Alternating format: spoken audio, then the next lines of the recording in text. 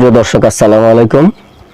দেশ বিদেশের যে যেখান থেকে দেখছেন সকলকে ধন্যবাদ জানাচ্ছি এবং সাথে সাথে পবিত্র ঈদ উল ফিতরের শুভেচ্ছা অভিনন্দন জানাচ্ছি।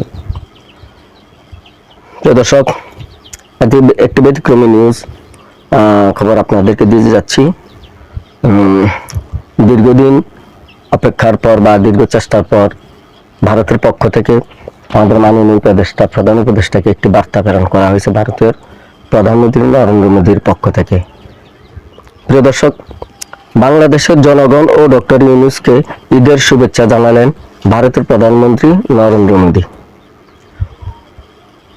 পবিত্র ঈদ উল ফিতরের আনন্দময় উৎসব উপলক্ষে বাংলাদেশের জনগণ ও অন্তর্বর্তী সরকারের প্রধান উপদেষ্টা অধ্যাপক মোহাম্মদ ইউনূসকে আন্তরিক শুভেচ্ছা ও অভিনন্দন জানিয়েছেন ভারতের প্রধানমন্ত্রী নরেন্দ্র মোদী। গত সোমবার রাতে প্রধান উপদেষ্টার সিনিয়র সহকারী প্রেস সচিব ফয়েজ আহমদ এই তথ্য গণমাধ্যমকে নিশ্চিত করেন।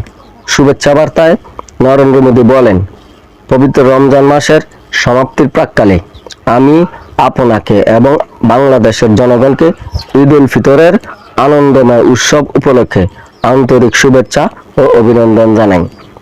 তিনি আরো বলেন, আমি পবিত্র এই মাসে ভারতের 20 কোটি মুসলিম ধর্মাবলম্বী সহ বিশ্বের অন্যান্য দেশের মুসলমান ভাই বোনদের সঙ্গে রোজা ও ইবাদতে অতিবাহিত করেছেন। শুভেচ্ছা বার্তা নরেন্দ্র মোদী আরো বলেন, ঈদ উল ফিতরের এই আনন্দময় মুহূর্ত উদযাপন আত্মবিশ্লেষণ, কৃতজ্ঞতা ও ঐক্যের প্রতীক।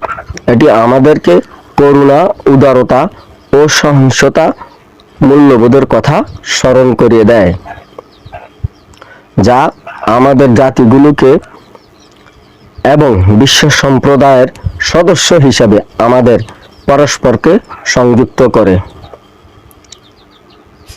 এই পবিত্র উপলক্ষে আমরা সমগ্র বিশ্বের মানুষের শান্তি, সম্প্রীতি, সুস্বাস্থ্য ও সুখ সমৃদ্ধি কামনা করি। আমাদের দেশগুলোর মধ্যকার বন্ধুত্বের বন্ধন আরো সুদৃঢ় হোক এই প্রত্যাশা করি।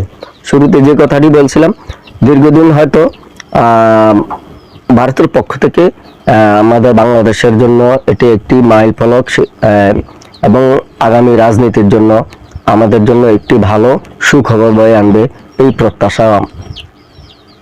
ধন্যবাদ সকলকে, ভালো থাকেন, আল্লাহ হাফেজ।